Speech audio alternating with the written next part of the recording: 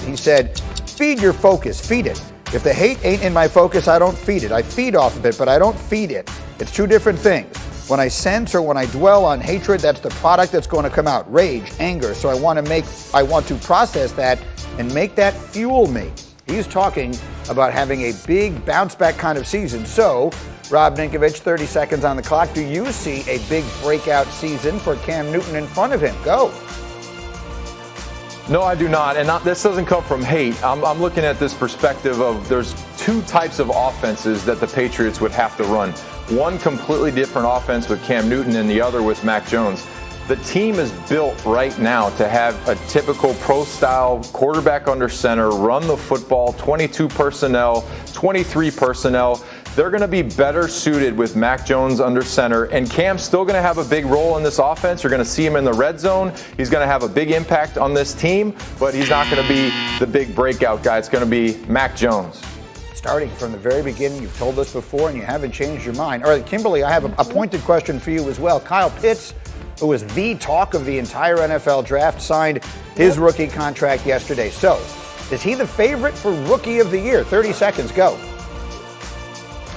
If I'm the Atlanta Falcons, I'm hoping he is. Yeah, I'm saying he is because look at it. New front office had a chance at number 4 to officially hit reset on this franchise and draft a young stud QB. Instead, it chose to stick with Matt Ryan, get rid of Julio Jones, and pick Kyle Pitts at number 4. Picking a tight end that high, this type of weapon, if you're the Falcons, you're hoping he wreaks havoc on the league. That's an interesting decision they made there, I agree, particularly in light of then having dealt away Julio Jones a little bit later. So we'll see where they wind up. Mike T, here's the question for you. After 3 seasons for the 2018 quarterback draft class, those quarterbacks are now eligible for contract extensions. So if you were in Cleveland, would you give Baker Mayfield a big new contract right now? 30 seconds, go. Oh, no, and no. He's played well in 1 out of 3 years. You have 2 more years on his contract, and if he plays great, you could franchise him. And this statistic, courtesy of Mina Kimes, and this illustrates his physical limitations of being short and slow. He was 10th in the NFL in quarterback rating with a clean pocket, but plummeted to 23 when the pocket was collapsing on him when he was under pressure.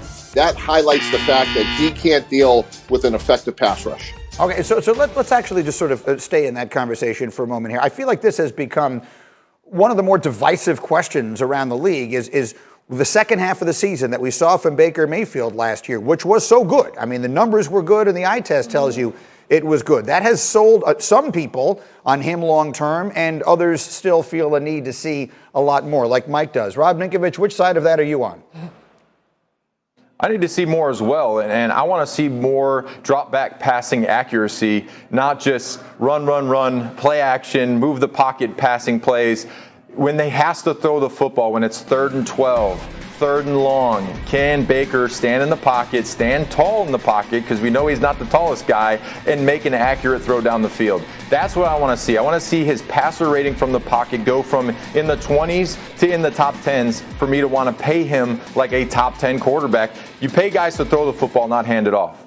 Now, Kimberly, I remember you were with them at the end of last season. You had several of their games at the end, including the playoff win over Pittsburgh. So, Mike's opinion and Ninko's opinion and everyone else's opinion is not nearly as important as what they think. What is your sense of what the people running that organization think? No, the Browns, hey, they're all in on Baker. The question is, will they get something done before the season starts? And they're in no rush, Greeny. They don't feel any pressure to get Baker signed long term because they picked up his 5th-year option. They've said to him, hey, we want you. But they also have to re-sign other guys long term. Like Nick Chubb wants a new deal. They have Wyatt Teller. They have other guys that they have to deal with as well. And I think to Mike's point and Ninko's point, yes, we've seen up and down Baker. So this year, Baker just needs to come out and show, okay, people may think I'm the weak link, but I'm going to prove that I'm the guy that can put this team on my back in spots where it's needed, and I can win games as well. And maybe that's the point here, Mike T, as I give you the final word. He has a chance to bet on himself huge. This is a really good team. He's in his 2nd year in this system. He goes out and plays great. The money only increases. It might be to everyone's benefit, including his, to push the pause button on this thing for a year. Greeny, that's Dak Prescott, right? They couldn't get a deal done about $32 million is where the market was at the time when they first started talking about extension. He bet on himself, and even though he got hurt, he won. Look, here he is under pressure.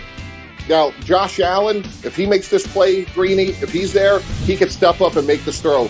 Baker has to bail out. Now, here's where I think you see real limitations.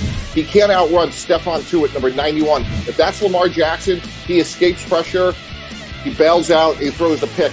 This play just illustrates the two problems I think he has long-term. He's not physically tall enough to step up into the pocket consistently, as Nico just said, and he's not fast enough to outrun leverage the way someone like Lamar Jackson can. So even though he could bet on himself, Greeny, I just think those physical limitations will ultimately make him a B, not an A. And if I'm Kevin Stefanski and Andrew Berry of the Browns, I know I can win with Kirk Cousins. I can win with Case Keenum. So as Kimberly just said, let's go pay Chubb. Let's go pay Denzel Ward. Baker Mayfield, in my opinion, is a replaceable part. We will see. Look, and you mentioned Allen and Lamar Jackson. Those are two other guys from that class who might get extended during this offseason. We'll keep a close eye on all of that. Meanwhile, let me get up and go because this was just awful yesterday at Wimbledon. Serena Williams out at the All-England Club, retiring during the first set of her first-round match after slipping and injuring her leg. You see her go down there. 39-year-old Williams remains at 23 major titles, still one shy of Margaret Court's all-time record, which is so important to her. That was just terrible to see. Meanwhile, Mariners pitcher Hector Santiago suspended 10 games and fined by Major League Baseball for having a foreign substance on his glove. Santiago admitted he used rosin, which is in violation of the foreign substance rule, but is appealing the suspension. Elsewhere, Oilers star Connor McDavid won the Hart Trophy as the NHL's most valuable player, becoming only the second player in the 97-year history of the award to win it unanimously. Only Wayne Gretzky had done it before. That also came with the Oilers. Coming up, first it was Trey, now it's Giannis, another star injured in the playoffs. What is behind all of these injuries? We'll talk about that next. Plus, Tom has done more talking this offseason than ever before. You'll hear the one thing he said that shocked the Hall of Fame.